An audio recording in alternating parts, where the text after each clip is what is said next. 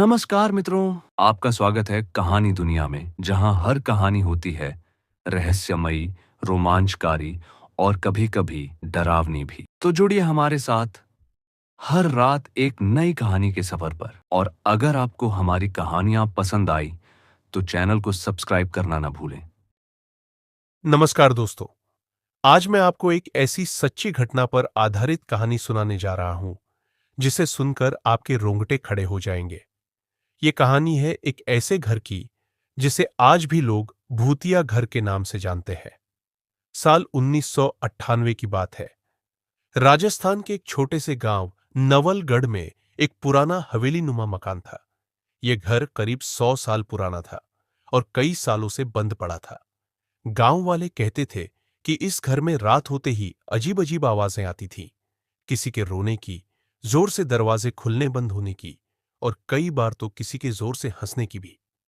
इस घर को कोई खरीदना नहीं चाहता था, लेकिन एक दिन शहर से आए एक युवा कपल अजय और रिया ने उस घर को बहुत ही कम दाम में खरीद लिया।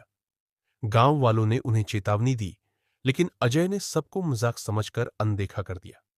पहली रात अजय और रिया ने घर में प्रवेश किया और साफ सफाई शुरू कर दी। पहली रात को ही रिया ने एक अजीब सपना देखा।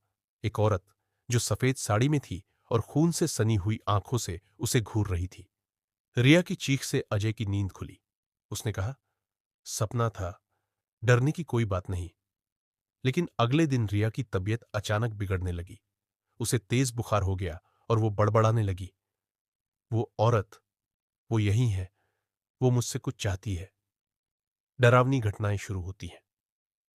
कुछ ही दिनों में घर के कोनों से अजीब सी खरोंचने की आवाजें आने लगी। रात को बत्तियां अपने आप बुझ जाती। दीवारों पर अचानक खून जैसे लाल धब्बे दिखते और घर के एक कमरे से हर रात औरत के रोने की आवाज आती। अजय ने सोचा कि कोई तकनीकी खराबी या वहम है, लेकिन जब उसने सीसीटीवी कैमरा लगवाया, तब सच सामने आया। कैमरे में जो दिखा, कैमरे की फुटेज देखने पर अजय की रूह कांप गई। रात के ठीक 2:13 पर एक धुंधली सी परछाई रिया के कमरे में गई और उसके ऊपर झुककर कुछ बड़बड़ाने लगी।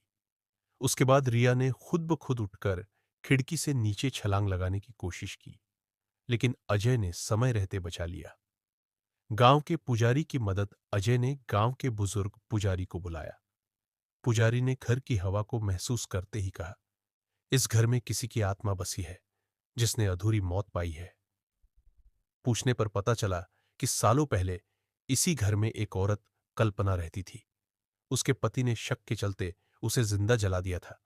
तभी से उसकी आत्मा भटक रही थी और हर उस औरत से बदला लेती थी जो इस घर में रहती। आत्मा की मुक्ति पुजारी ने पूजा पाठ शुरू किया। पूरा घर मंत्रों से गूंज उठा। जैसे ही आखिरी मंत्र पूरा हुआ, अचानक जोर की चीख सुनाई दी। वो औरत की थी। दीवारें कांपने लगीं, खिड़कियां अपने आप खुलने बंद होने लगीं। फिर एक तेज रोशनी के साथ सब शांत हो गया। पुजारी ने बताया कि आत्मा को उसकी मुक्ति मिल गई है, लेकिन उसने यह भी चेताया, ये घर अब भी अशुभ है, क्योंकि जमीन पर हुई दर्दनाक घटनाएं मिटती नहीं है। आज भी अजय और रिया वो घर छोड़कर कहीं और बस गए, लेकिन वो कहते हैं कि आज भी जब वो सपने में उस घर को देखते हैं, तो कल्पना की आत्मा एक कोने में खड़ी होती है, मुस्कुराते हुए। तो दोस्तों, ये थी the haunted house a true story, एक ऐसी कहानी जो सच्ची घटनाओं पर आधारित है। अगर आपको ये कहानी डरावनी लगी, तो वीडियो को लाइक करें और ऐसे ही रहस्यमयी किस्सों के लिए चैनल को सब्सक्राइब करना न भूलें। अगली कहानी तक सावधान रहिए, क्योंकि परछाइयां हमेशा साथ चलती है।